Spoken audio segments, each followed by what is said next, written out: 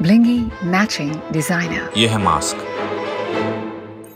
95% filtration, 5 layers, BIS certified. ये है बड़े काम का मास्क नया सैवलॉन मास्क सिर्फ 95 रुपीस में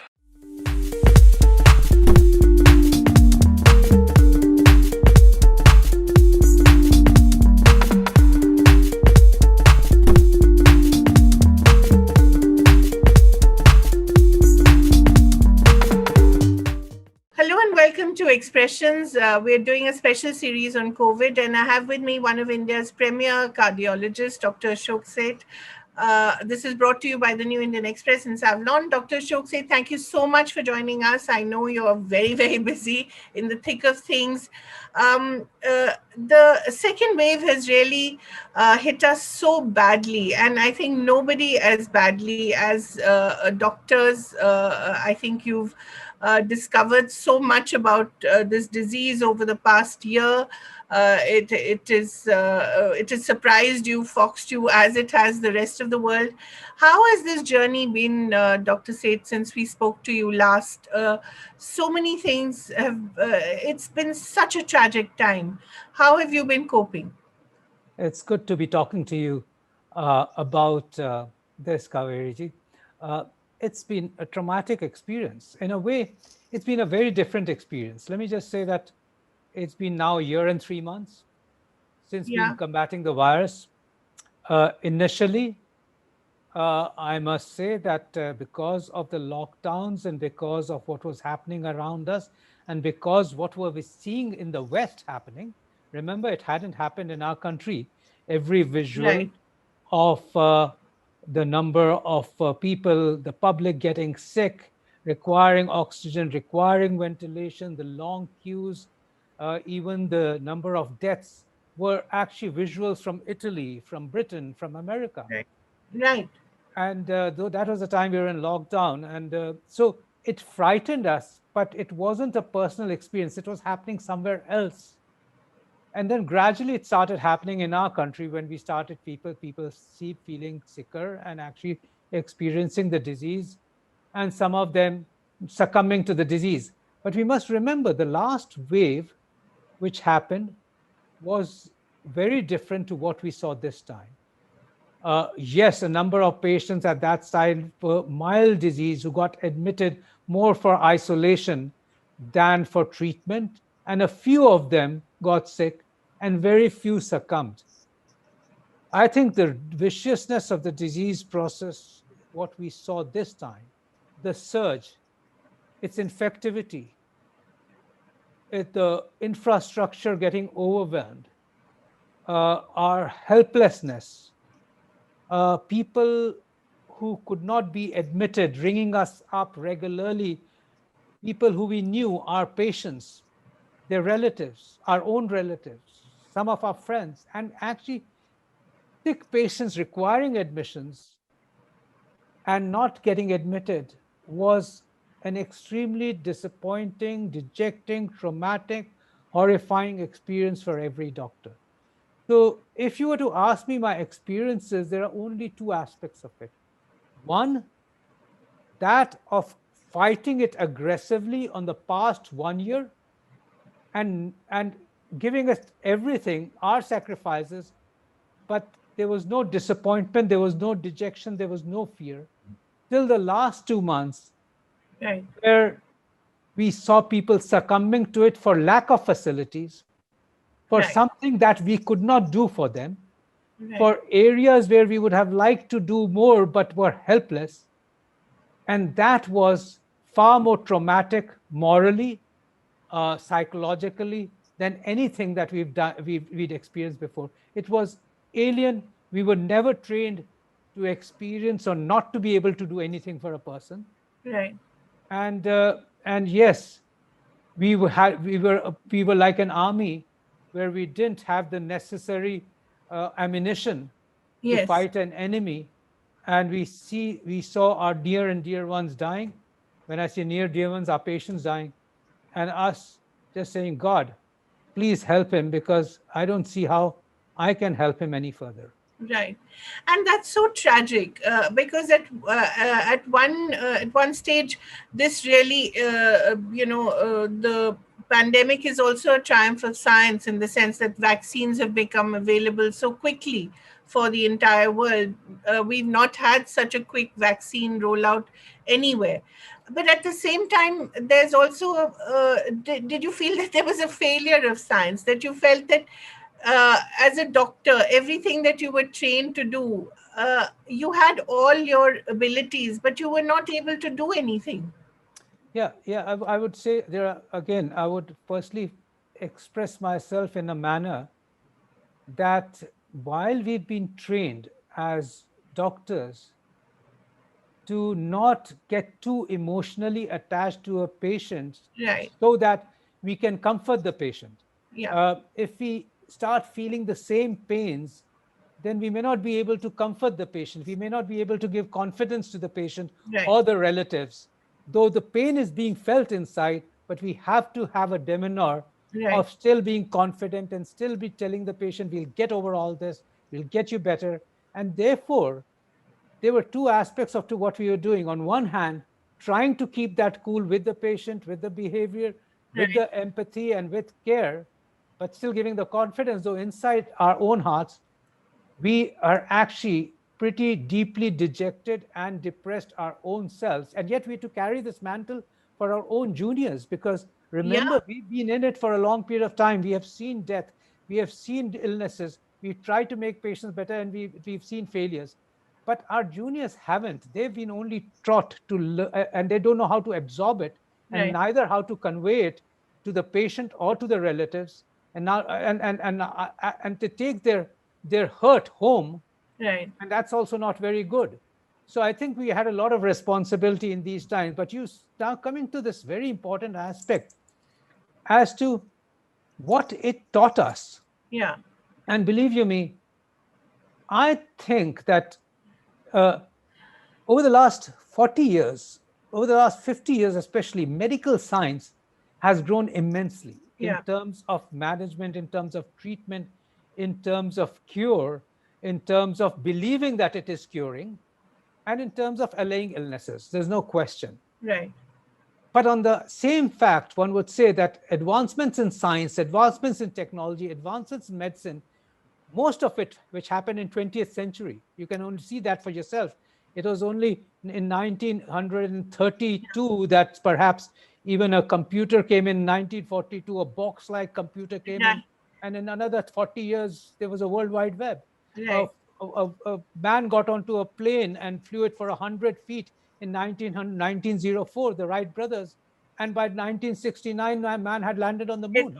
We were on the moon. On Yeah. the moon. So you can see how much technology Yeah. progressed in just one century, Right. which had never happened before for many, many centuries. Right. Now, that actually made human beings, and I say human beings, always believed that we were gods. We dominated this earth we were supposed to live in. We became the superior being, but we Right. also started believing that we gave lives. And then, while everything was going fine, why we thought we were actually one over nature, one over any other being which lived on the planet, perhaps winning over anything that we could see, Right. one submicroscopic, A little mic. microscopic, which is not even a living being, which is arguably doesn't even have a DNA, it only has an RNA, and therefore may not be even a live particle, just showed the humankind that it could be stopped in its track. Everything which it had actually done before could actually be wiped out. We saw a year and a half of what we never even dreamt of. We Yeah. have thought of viruses. We knew about viruses. We said, this happened somewhere there in a small part. Right. Maybe the MERS happened. Maybe SARS happened somewhere in Asia. Right. Maybe the Ebola happened somewhere in Africa. But could it ever change our lives? Could it ever change our thinking? Could it ever change the way we live, we behave, we interact, we look at the future? And it actually blew up everything Yeah. into a new reality for humankind. And what does it teach us? Firstly, it brought more people to introspect, Right. didn't it? I mean, all of us had time to introspect. All of us had time to look upon ourselves look upon what we've done, look upon how we've looked at things, but also importantly, it actually made a lot more people spiritual, Yeah. which is correct. That's how we should have lived our lives. Yeah. We should be more spiritual. And rather than believing that science itself had become God, we Right. had to combine science with spirituality. We had to combine science with humility. We had to combine with science with fragility of our own beings and our own living. Right. We had to combine science with empathy, with compassion, with care, but we'd forgotten all that. We combined science with haughtiness, with superiority, with the Right. grandeur, with how great human beings we are. And that is what it taught us. It taught us science and spirituality have to coexist. We've got to start living not on the earth. We've got to start living on the world. We've got to coexist with, firstly, amongst ourselves. We've got to Right. forget our differences. We've got to live with each other. And then we've got to live with everything that we see around, be it Right. birds, be it plants, be it animals, and be it viruses, bacteria. After all, we have to coexist, and we've got to find a good means of coexistence on this earth. And that is what means living on this world. So it truly taught us that we are a small being in the whole plan of God. And if we go beyond ourselves, someone somewhere will believe that we can actually be put into position, we can be destroyed also as a human race. Right. And that is what is happening. We're Yeah. close to disruption, Absolutely. disruption and destruction in many ways, in a scenario which has never been seen, and we hope we'll never see in our lives. Having said that, I think we'd also got one thing together.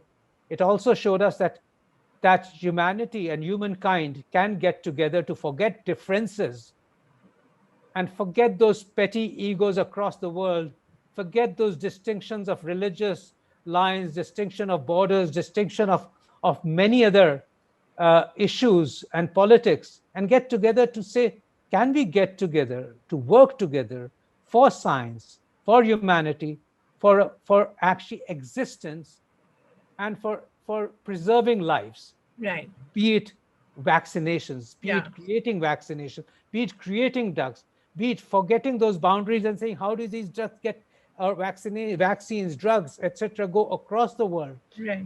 Science progresses in one end, gets transferred across the world very rapidly for the same purpose. And that was, I think, another aspect. And that's why we saw vaccines come up so rapidly. Right. Because everybody put their minds together. It was fast track. And the fast track was not just because everything just became faster. Minds got together, science and research got together. It crossed boundaries very easily. And therefore, The exchange public and private organizations got together. It wasn't Oh. just everyone got together, right? You brought us such an important point, and I shouldn't have missed that. You're so right, at least in our own countries, where the private healthcare providers have been such an integral part of delivering care in this country for the time since medicine came into India, and yet have been considered as outliers or blamed, Exactly. or people to be blamed, or to be sat across the table, or to be looked at with suspicion, and Or to as be profiteers. and all sorts of beating boys, should we say, or whipping boys, had Right. private healthcare providers, always to be blamed for anything which happens in healthcare delivery in our country. And yet, we know that we've delivered well in the past, but this was shoulder to shoulder, taking complete responsibility, not looking at the costs and the benefits and the profits, going by whatever directives of the government there came in terms of, be it the cost of the beds, be it in the number of the beds, be it in converting the whole hospital into COVID hospitals, be it giving up care of other patients who were non-COVID, who really needed our care. All those were given up for one single factor. We had one single enemy. We had one agenda. We were shoulder to shoulder with the nation. We were a part of the nation. We had to actually crush this enemy, and there was no differentiation in whatever we did. So I think the frontline healthcare workers, be it from public and private, joined together immensely to fight this disease process till today, till now. Even as I sit today, it is the same.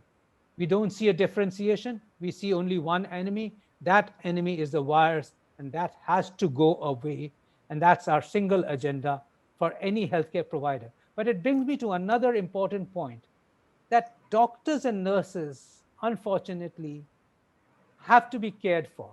We must Yeah. tell you that in those PPEs, and maybe I know that you haven't asked me this question, but it's still an integral part of fighting this battle, and maybe I could say it to you. Wearing that PPE Yeah. in the heat, in the sweat, for 12 hours on a slog, without Absolutely. even going to the bathrooms, very little to every time you have to drink water, you can't take the PPE. So you either exist without water or go in one corner, just open the mask for a bit to actually get a gulp of water and to believe that maybe this time the virus won't infect yourself.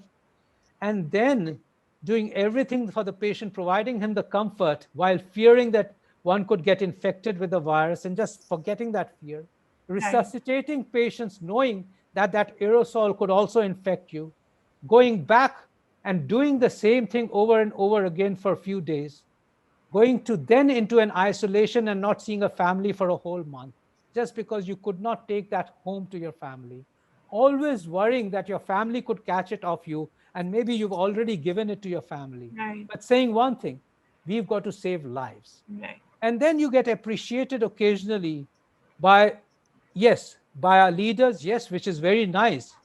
But does the public really understand what you're doing in all these sacrifices?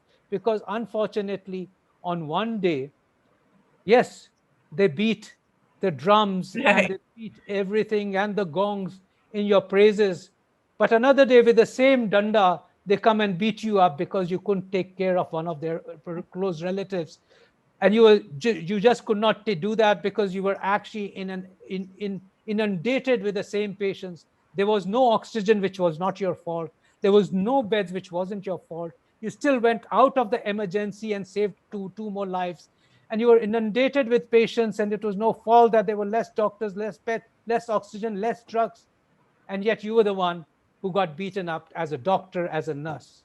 And at the same time, a few doctors gave up their lives for the sake of the fact that they were so depressed and so dejected because they couldn't save lives, that they gave up their lives. They decided that it was not worth living if you couldn't save lives. In those times and in these present times, I would say our only strongest and greatest resource is to think about those doctors and those nurses who day after day slog hard, risking their own lives to save lives.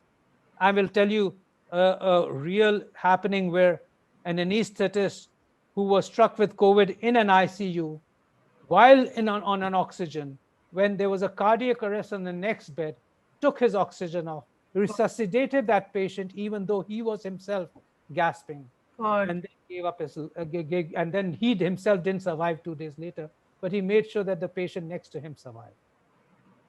You saw our great illustrious doctor, Dr. K.K. Agarwal, Right. who taught so many people around this country how to save patients, how to treat COVID patients, who taught so many doctors, who gave so many sermons to patients how to take care of themselves.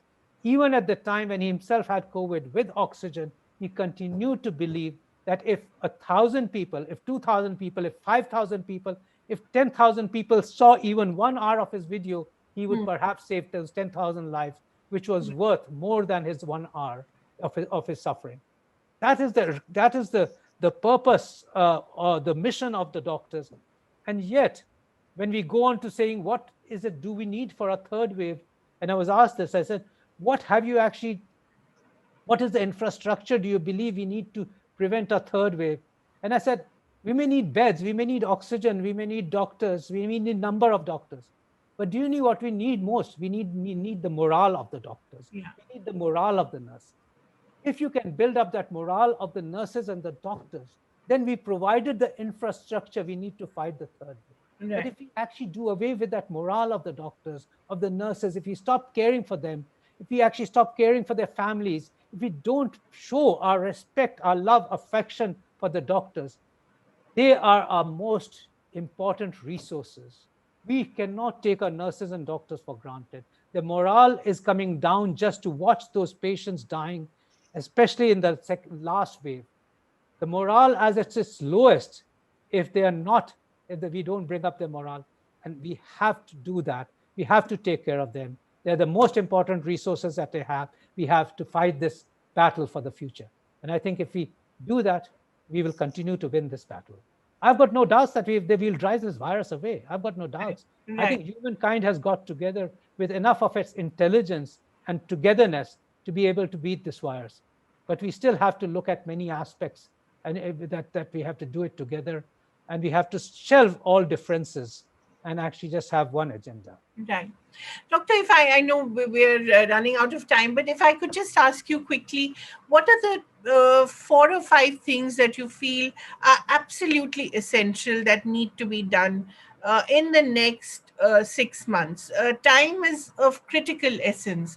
We really need to get this over with before it destroys any more people. What do we absolutely need to do? See, in our own country, one thing we absolutely need as a start is to forget the differences between the various political parties, the states and the center, and agree that at least give us this time, that for the foreseeable future, till this virus becomes dormant, we've beaten the virus, we're just going to we're going to work together and forget petty politics, forget differences, forget blame games, forget allegations. And that goes for all, whether it's politics, whether it's state versus center, whether it is private versus public, whatever. Let's forget all our differences. We only got one. We are at war. We got one enemy.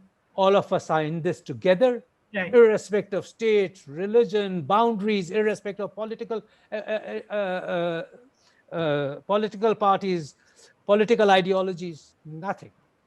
We need to we need to believe in that. Once we believe in that, we have clearly four issues in front of us. COVID appropriate behavior has to stay and is going to stay for the next couple of years. Let's just believe that that's the way we live. Right. And secondly, if we mask ourselves and double mask ourselves, if we make sure that we don't have unnecessary gatherings, therefore distancing, and make sure sanitization, we will win over this virus, provided we also vaccinate ourselves.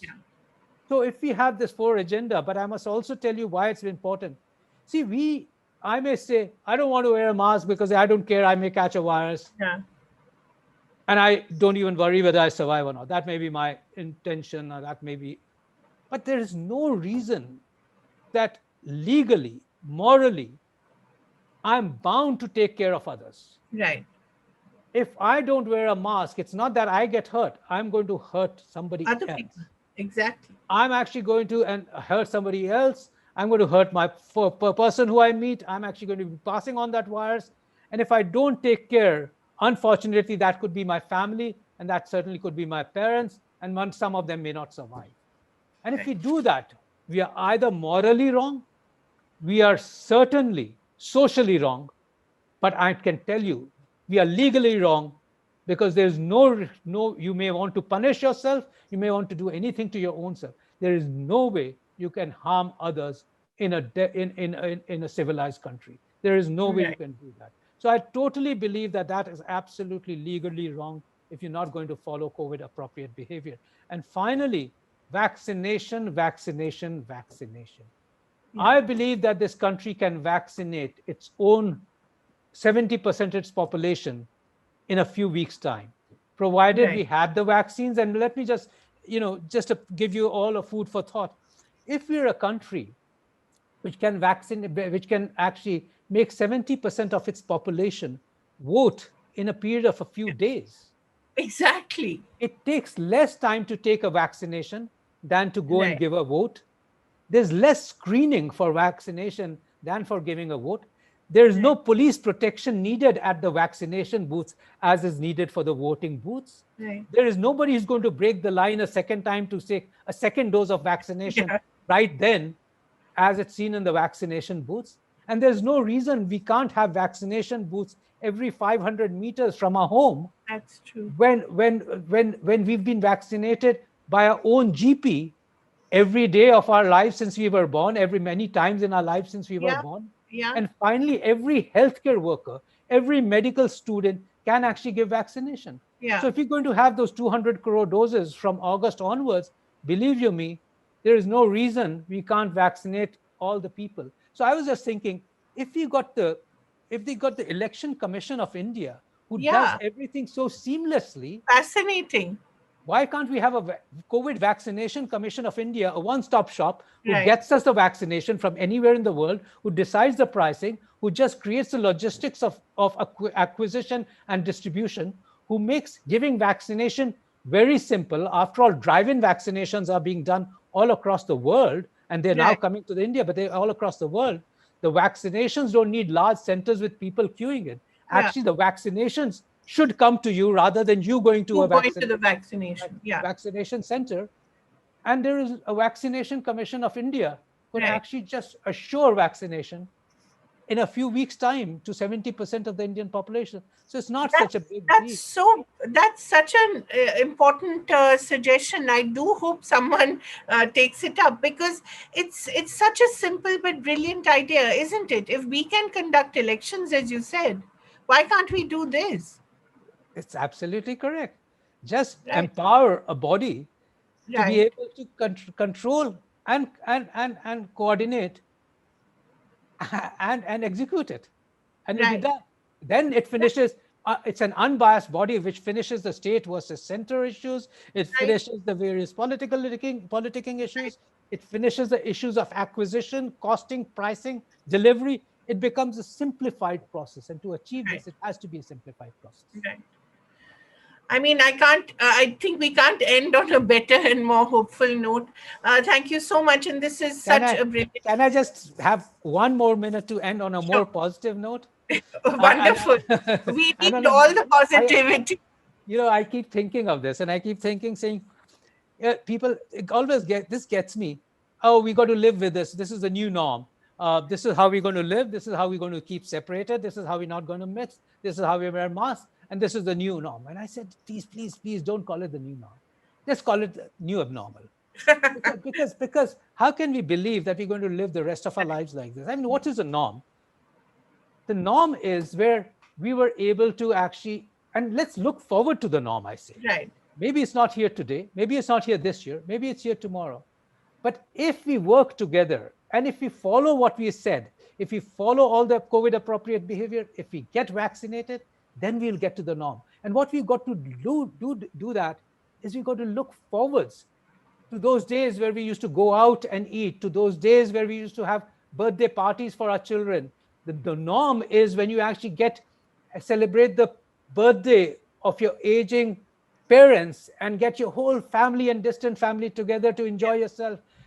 Norm is when your children say, let's go for a picnic. And you say, yeah, let's go for a picnic and let's go out and let's go shopping or let's go into a museum and watch all that. That's norm. Or you say, let's go for a holiday. That's norm. Norm is when you sit together, have fun, enjoy with your family, go to work, be together and live a life. And if we want to get to that norm, let's be together in fighting the virus today. Let's live that abnormal life. Let's live that new abnormality so that in 1 year, in 2 years, we get to the norm. Don't call this the norm. Right. Wonderful words. Thank you so much, Doctor, for your time and for your positivity of the right kind. That's also a word that has all sorts of connotations now. But thank you so much for your time. All the very best in your fight against this really vicious disease. Wonderful talking to you. It's a wonderful talking to you. We hope we beat this virus, and I'm sure we'll see a better future for all of us. Thank you very much. Bye-bye.